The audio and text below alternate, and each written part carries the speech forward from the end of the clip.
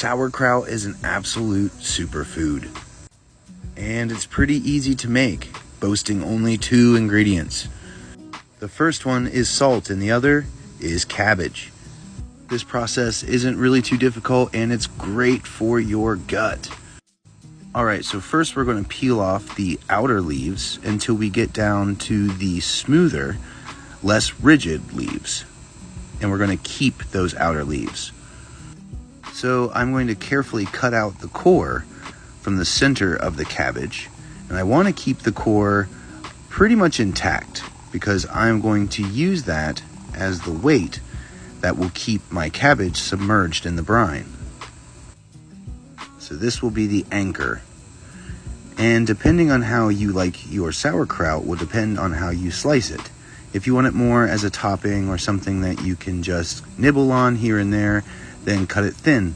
If you want it more as a side dish, cut it thick.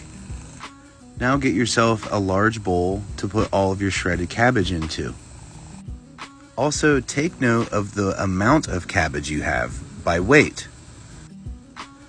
This will come in handy later whenever you are weighing out how much salt you need for your sauerkraut. The amount of cabbage here ended up being about 5 pounds total.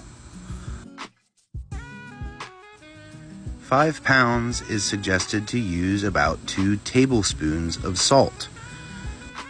This is where the lacto fermentation starts. Start grinding the salt into the cabbage, and after a few hours, the brine will start to release from the leaves. You want to retain as much of the brine as possible, so squeeze your cabbage out as you're transporting it to your jar. Try to force as much cabbage in as possible. It will start to break down as it ferments. Now take all of that brine that started to develop and pour it in with your cabbage. You're going to want to keep an eye on this as time goes on because sometimes it can spill over. Now for the leaf we saved. Put that on top, helping to create a lid, submerging all of the cut cabbage down and inside the brine. I can't stress enough, you want all of your cabbage to be submerged in the brine. Now use the cores we saved as a waiter. Use the cores to push the cut cabbage down and into the brine, and then leave them there as weights throughout the fermentation process.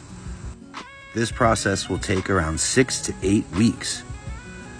After 6 to 8 weeks, you will have an amazing probiotic gut support, high in vitamin C, folate, B6, and tons of healthy bacteria.